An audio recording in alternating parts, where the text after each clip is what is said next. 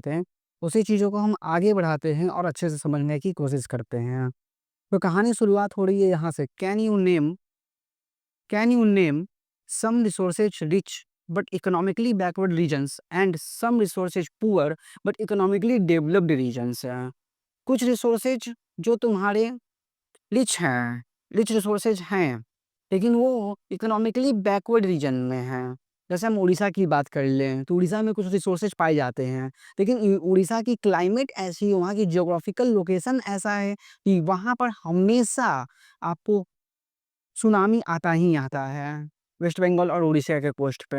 इस प्रकार से वहाँ पर डेवलपमेंट उतना पॉसिबल नहीं है, ठीक है।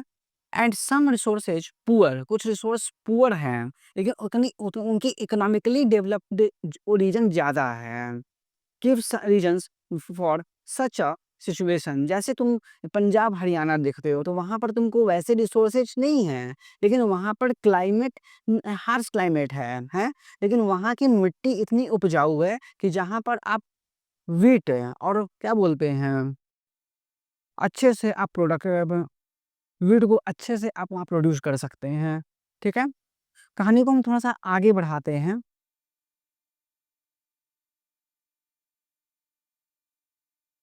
Wait a second.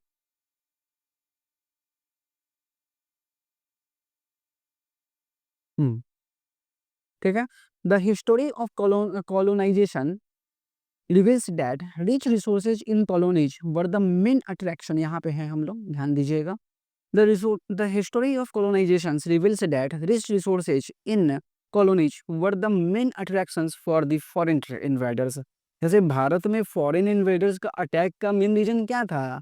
चाहे वो पोर्तुगीज हो, चाहे वो डेनिश हो, चाहे फ्रांस हो, चाहे तुम पर इंग्लिश हो, है इंडिया की great variety of vast resources, black pepper, cardamoms, मतलब there are so much spices which are present in India. तो वो उनको अट्रैक्शन का, इन्वाइडिंग का मेन पर्पस था। It was primarily the higher level of technological development of the colonizing countries that helped them to exploit resources of other regions and establish their supremacy over the colonies. Therefore, resources can be contribute to development only when they are accompanied by appropriate technological development and institution changes. कहने का तात्पर्य क्या चीज़ है, जो colonisation से history है वो तो आगे बढ़ी ही, अगर हम उसको देखते हैं तो। अच्छा एक बात बताओ, मेरा एक क्वेश्चन है तुम लोगों के लिए, प्यारा क्वेश्चन है, जवाब देना। What is called colony? Colony किसको कहते हैं? तुम नाम सुन रहे हो कॉलोनी। हम्म चलो मैं अब एक्सप्लेन करता हूँ। कॉलोनी उसे कहते हैं जो एक पावरफुल कंट्री, एक डेवलपिंग कंट्रीज पर या फिर पुअर कंट्रीज पर है अपनी इकोनॉमिकली और अपनी पॉलिटिकली दोनों तरह की सुवर्निटी ऑक्युपाई करना चाहता है, तो वैसे देश को हम कहते हैं कॉलोनियल कंट्री। जैसे India is a colony of Britain. Clear है? Let's go ahead. तो therefore resources can be contribute to development. Resources को हम तभी हम कंट्रीब्यूट कर सकता है डेवलपमेंट में, only when they are accompanied by appropriate technological development and institutional changes। अगर उसको हम पाई टेक्नोलॉजिकली अच्छे से हम यूज करें, जैसे वुड मिला, मैंने लास्ट लेसन में वुड का एग्जांपल लिया था। आप वुड से क्या किए कि चेयर बना लिए हैं, आप वुड से चेयर बना लिए हैं, उस चेयर का आप यूज कर लिए सिटिंग में। तो बताइए वो आपकी with the help of technology ही तो पॉसिबल है। इंडिया हैज एक्सपीरियंस्ड, आगे बढ़ते हैं। India has experienced all this in the different phases of colonisation. तो इंडिया एक्सपीरियंस किया है इस डेवलपमेंट ऑफ कॉलोनाइजेशंस में और डिफरेंट फेजेज ऑफ कॉलोनाइजेशंस में। इंडिया को इसका बहुत एक्सपीरियंस हुआ है। मैं आपको बताऊंगा हिस्ट्री में कि इंडिया बहुत ही मुश्किल से आज़ाद हुआ है। ऐसा नहीं है कि वो ब्रिटिश हम लोग को आसानी से आने दिए हैं कि हाँ भाई अब हम लोग जा रहे हैं, तुम लोग अपनी गद्दी संभालो, ऐसा कुछ नहीं है। हम लोग बहुत मुश्किल से आज़ाद हुए हैं, ठीक है। Therefore in India Development in general and resources development in particular does not only involve the availability of resources but also the technology, quality of human resources and the historical experience of the people. इन सब चीज़ों का योगदान रहा है। किस किस चीज़ों का? टेक्नोलॉजी, फिर क्वालिटी ऑफ ह्यूमन रिसोर्सेज और फिर हिस्टोरिकल एक्सपीरियंस है। ये सब तीनों चीज़ जब मिले हैं तब जाकर इंडियन रिसोर्सेज की और अवेलेबिलिटी बढ़ी है। ठीक है, ये तो हम रिसोर्सेज जानते हैं। अब हम आगे बढ़ते हैं, इस रिसोर्सेज का कंजर्वेशन समझते हैं। चलो, कंजर्वेशन ऑफ रिसोर्सेज, अगर कंजर्वेशन तुम जानना चाह रहे हो तो कंजर्वेशन की से पहले एक चीज़ बताओ मेरे को, इन दोनों का डिफरेंस बताओ। Wait a second, why this page is the black, तो मैं कलर चेंज कर लेता हूँ पेन का, मैं वाइट ले लेता हूँ। तो मेरे को ये बताओ, कंजर्वेशन, कंजर्वेशन एक वर्ड ये है और दूसरा वर्ड है प्रिजर्वेशन। इन दोनों का मीनिंग बताओ मेरे को। हम्म, इन दोनों का आंसर मैं आपको नेक्स्ट वीडियो में बना के दूंगा, बताऊंगा इन दोनों का मेन डिफरेंस क्या है। ठीक है, अभी हम चलते हैं अपने टॉपिक पे जो हम लोग पढ़ रहे हैं। ठीक है ना,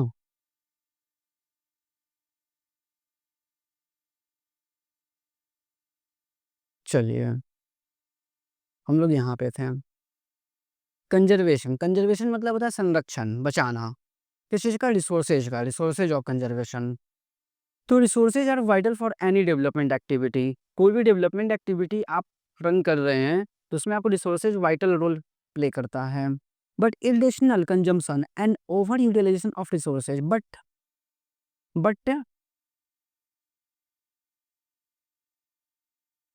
इरेशनल कंजर्वेशन, कंजम्पशन, इरेशनल मतलब बिना सोचे समझे। अगर आप रिसोर्सेज को कंजर्व कर रहे हैं तो ऐसे रिसोर्स को हम कहते हैं क्या? Irrational consumption and over utilisations. कोई चीज़ है, 1 यूनिट यूज़ है, उसका यूज़ आप 2 यूनिट 3 यूनिट कर रहे हैं, तो क्या होगा? ओवर यूटिलाइजेशन ऑफ रिसोर्सेज होगा।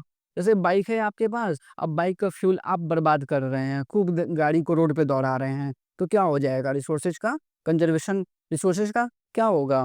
वो डिप्लेशन होगा, वो कमी हो जाएगा। ऑफ रिसोर्सेज में lead to the socio economic and environmental problem. इससे क्या होगा? सोशियो इकोनॉमिक प्रॉब्लम होगा। कैसे सोशियो इकोनॉमिक प्रॉब्लम होगा? जैसे आप गाड़ी चला रहे हैं, बाइक चला रहे हैं, स्कूटी चला रहे हैं, तो ऑयल आप बर्बाद कर रहे हैं, बर्बाद कर रहे हैं कि नहीं कर रहे हैं? हुँ? उससे आपको एनवायरनमेंट पे प्रॉब्लम होगा, देखो यहाँ एनवायरमेंटल प्रॉब्लम्स हैं? यहाँ सोशियो प्रॉब्लम्स होगा, हैं? इकोनॉमिक प्रॉब्लम्स होगा, पैसे की कमी होगी। To overcome these problems, resources conservation at various levels is important. इसलिए क्या ज़रूरत है? Conservation of resources at various levels is important. क्या है, इसको हम देखेंगे आगे। This had been the main concern of the leaders and the thinkers in the past. इसी चीज़ को लेकर हमारे लीडर्स और हमारे थिंकर्स का पास्ट में बहुत ज़्यादा कंसर्न रहा है। एक स्टेटमेंट है यहाँ पर और यहाँ से क्वेश्चन हमेशा पूछता है एग्जाम में।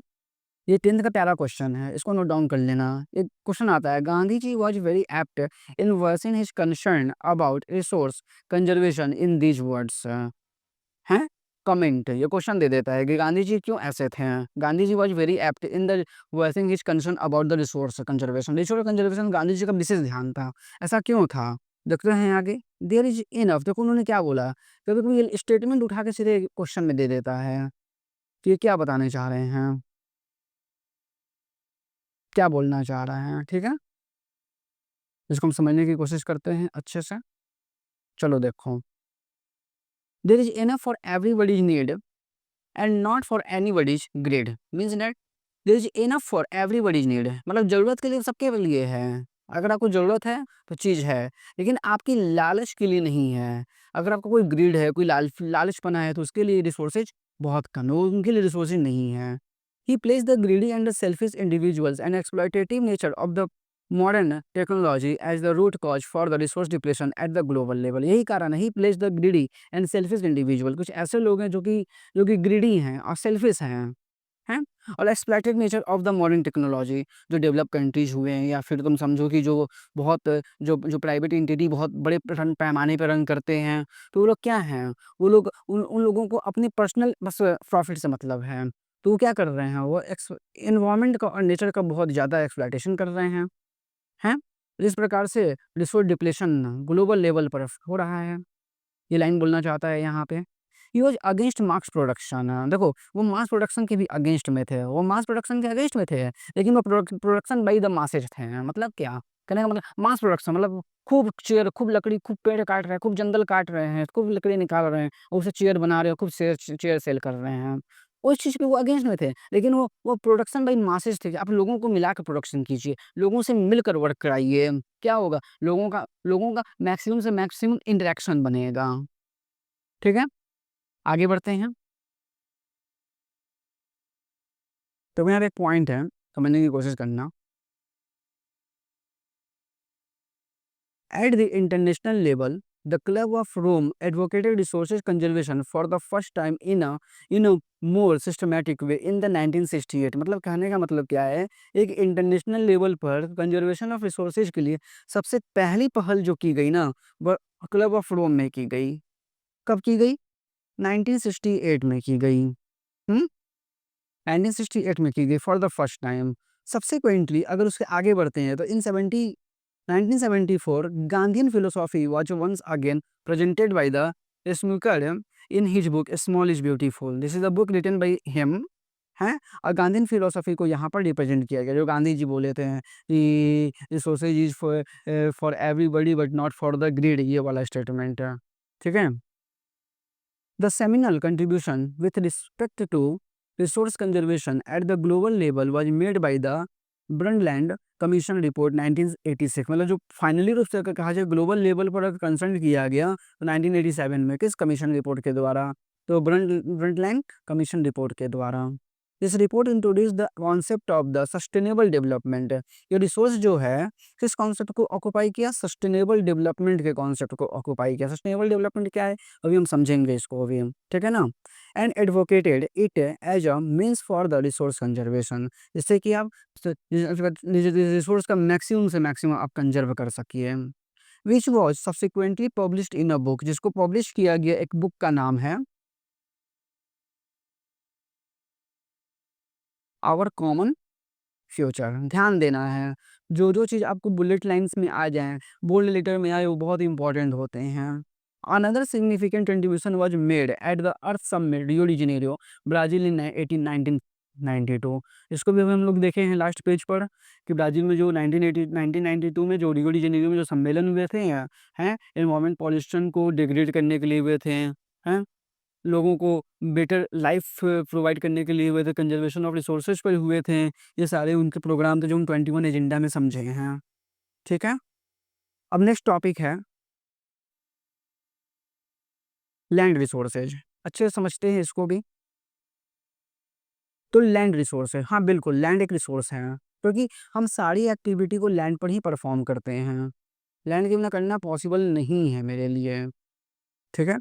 तो land resources, we live on land, हम लैंड पर रहते हैं। We perform our economic activities on land, हम अपनी इकोनॉमिक एक्टिविटीज को भी परफॉर्म करते हैं। कहाँ पे परफॉर्म करते हैं? लैंड पर करते हैं।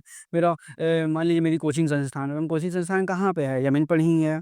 मान लीजिए किसी का फार्म है, वो कहाँ पर है? ज़मीन पर ही है। कोई एग्रीकल्चर एक्टिविटी में इन्वॉल्व है, वो कहाँ कर रहा है? ज़मीन पर ही कर रहा है।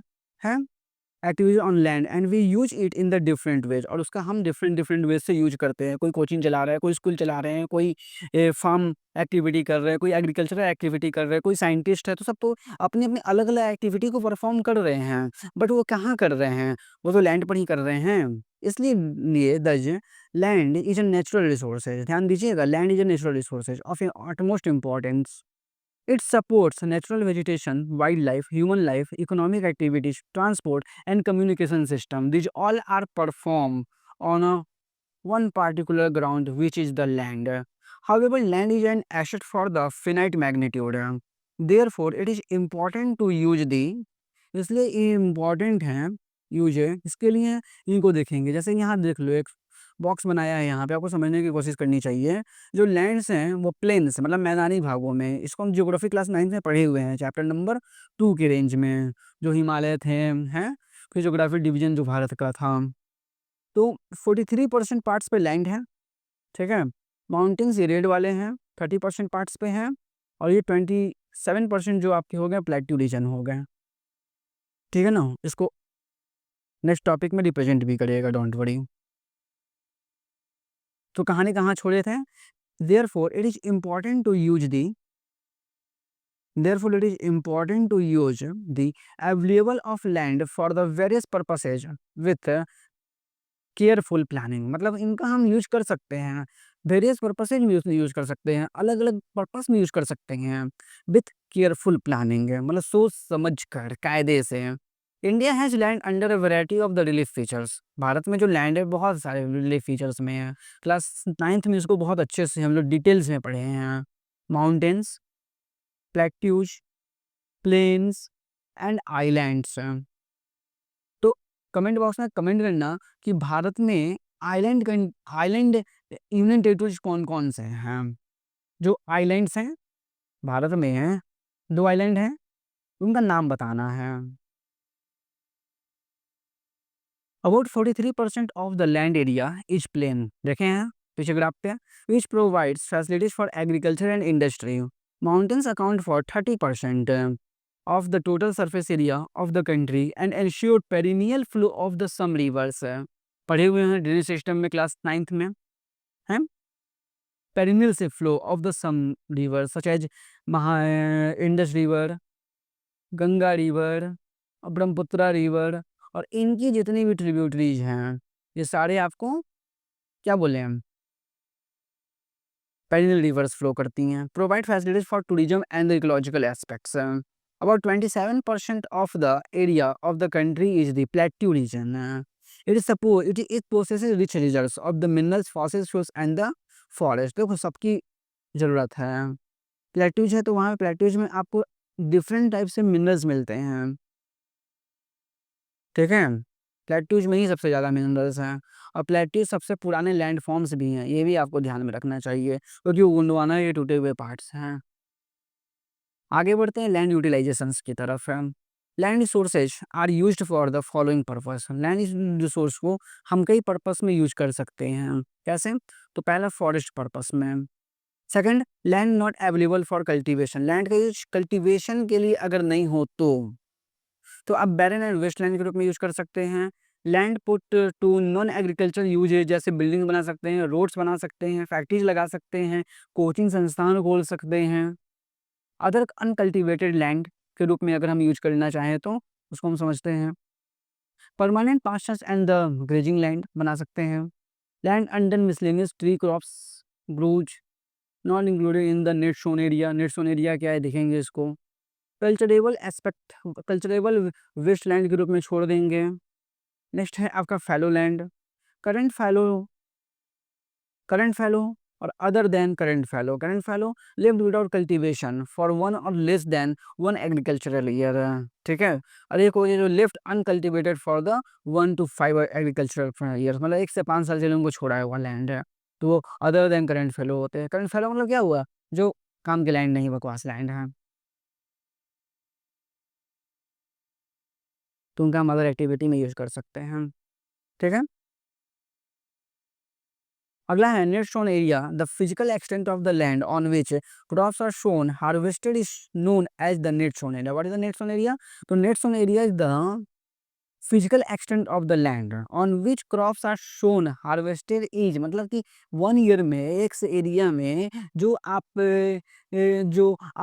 एक लैंड पर से जितने क्रॉप्स को प्रोडक्शन कर लेते हैं उसको नेट शोन एरिया कहते हैं।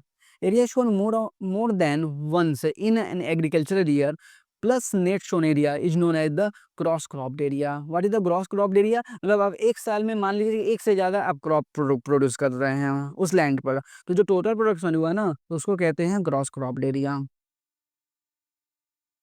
चलिए अब आगे बढ़ते हैं। Land use pattern in India. Bharat में लैंड यूज पैटर्न है तो बाबू भारत में लैंड की कमी बहुत है। आपको पता होगा कि भारत जो है पूरी दुनिया का 2.4% ही ओनली लैंड पोर्शंस को, लैंड एरिया को ऑक्यूपाई करता है वर्ल्ड में, और इस 2.4% पर टोटल वर्ल्ड की पॉपुलेशन का 17.5% भार है, लगभग 17.5%। ये आपको आने वाले समय में 18-19 भी देखने को मिल सकता है। Land use pattern in India. तो सोच लो, the use of land is determined both by the physical factors such as topography, climate, soil types, as well as human factors such as the population density, technological capability and the cultural and traditions. इस चीज पे एक line को अच्छे से हम समझेंगे। The use of land is determined both by the physical factor और ह्यूमन फैक्टर। फिजिकल फैक्टर जैसे आप हो गए टोपोग्राफी। अब एक बात बताओ, अब किसी से तुम कहोगे कि अंडमान निकोबार में जाकर बस जाओ, वो शुरू से बिहार में रहता है, और उसको कहोगे तुम अंडमान निकोबार में जाकर चले जाओ, रह जाओ, तो कभी नहीं रहेगा, क्योंकि वहाँ की टोपोग्राफी अच्छी नहीं है। वहाँ का लैंड क्या बोले, वो प्लेन एरिया नहीं है। पता चला रात में सोए हैं, सुबह में समुद्र का स्तर बढ़ा, और वो जो थोड़ी सी आइलैंड क्या हुई कि वो सबमर्ज कर गई वाटर में, तो ये डर बना रहेगा। तो क्लाइमेट ये ऑल्सो है। सॉइल टाइप्स किस प्रकार का सॉइल है, as well as human factor जिसमें पॉपुलेशन डेंसिटी। क्या होता है पॉपुलेशन डेंसिटी? तो एक पार्टिकुलर एरिया में जितने नंबर ऑफ पॉपुलेशंस होते हैं, नंबर ऑफ पॉपुलेशन जितने होंगे उनको हम कहते हैं पॉपुलेशन डेंसिटी। क्लियर है? हम्म पॉपुलेशन डेंसिटी। टेक्नोलॉजिकल कैपेबिलिटी, अगर हमारे पास टेक्नोलॉजिकली एक्सिस्टेंस है, टेक्नोलॉजी अच्छी है, तो ये ह्यूमन फैक्टर उस पर डिपेंड करता है। ठीक है? एंड कल्चर एंड ट्रेडिशंस, उस जगह का कल्चरल कैसा है। अब बिहार वालों को आप भेज दो, अंडमान निकोबार में नहीं रहेंगे। अंडमान निकोबार वाले को बिहार में ले आओ, नहीं रहेंगे, तो उन लोगों का कल्चर ही वहाँ पे वो एक्सेप्ट कर चुके हैं। क्लियर है? चलते हैं नेक्स्ट पेज की तरफ, और यहाँ कुछ पॉइंट्स समझने की कोशिश करते हैं। देखिए, एक आपको 1960 और 1961 का डेटा है, और एक आपको 2014-15 का डेटा है। जनरल लैंड यूज कैटेगरी 1961 और general land use category 2014 and 2015। तो आपको यहाँ पे क्लियरली आप देख पा रहे होंगे कि 1960 के टाइम पे जो फॉरेस्ट एरिया था वो 18.11% है, लेकिन आपका वही फॉरेस्ट एरिया आपको 2014-15 में अगर देखा जाए तो ये पहुँच गया 23.3%। फिर आप देख रहे होंगे कि नॉन एग्रीकल्चरल यूजेज है, जो लैंड आपके बेकार पड़े हुए हैं, आईलैंड्स देखते हैं। फिर barren and culturable waste land है, आपको 12.01% इधर और 5.5% उधर है। Area under non agricultural uses है, ये permanent pastures and the grazing land है, ये आपको 4% है। देखो डेटा याद नहीं रखना है, ये नहीं कि आपको इस डेटा को रटना है बैठ के, ऐसा कुछ नहीं करना है। ठीक है? इस प्रकार चलो इसको और अच्छे से नीचे देखते हैं, समझते हैं। Total geographical area of India is 3.28 million square kilometre. ये तुमको किलोमीटर स्क्वायर में रिप्रेजेंट किया है कि टोटल भारत का जो ज्योग्राफिकल एरिया है वह इतना है। लेकिन मैं आपको क्या किया हूँ कि मैं आपको उससे भी बढ़िया मैंने परसेंटेज में बताया है। अगर एक्चुअली भारत का ज्योग्राफिकल एरिया तुम देखना चाहते हो तो भारत ज्योग्राफिकल एरिया इतना है, 32,87,263 किलोमीटर स्क्वायर। एक्यूरेट डेटा ये है। ठीक है? ऐसे इसको हम 3.28 मिलियन स्क्वायर किलोमीटर में भी रिप्रेजेंट करते हैं। Land use data is available only for 93% of the total geographical area, because the land use reporting for most of the north east state except Assam has not been done fully. मतलब Assam side में, north east side में रहना possible है ही नहीं, क्योंकि वो आपके क्या बोले हैं, कंप्लीट समझिए कि वो माउंटेनियस रीजन है, वो पहाड़ी रीजन्स हैं। तो पहाड़ी रीजन से आप कैसे रह सकते हैं, संभव ही नहीं है। ठीक है?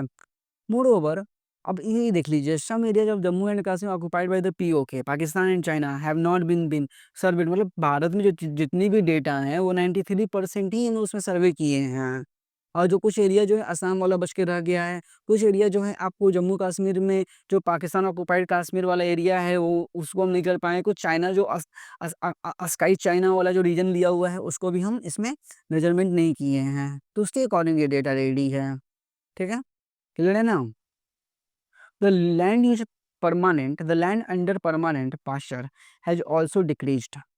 How are we able to feed our huge cattle population on this pasture land, and what are the consequences of it? The land under permanent pastures has also decrease. जो परमानेंट पास्चर्स लैंड है, जहाँ पर हम अपने जानवरों को जो खिलाते हैं, पास्चर्स कराते हैं, वो भी घटे हैं।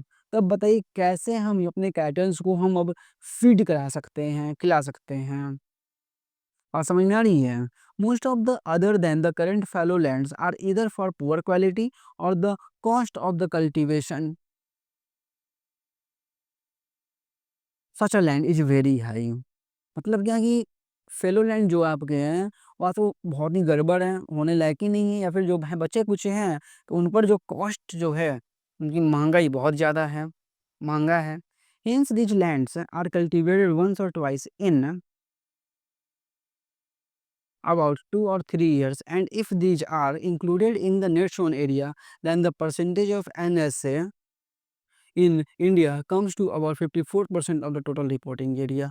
मतलब क्या है कि आपको जो लैंड्स हैं या तो उनको हम 2 या 3 साल में एक बार एग्रीकल्चर करते हैं, या फिर यदि दी आर द इनको नेट्स ऑन एरिया में इंक्लूड करते हैं, तब जाके परसेंटेज ऑफ जो एनएसए होगा भारत में, वो मान के चलिएगा 54% के आसपास होगा।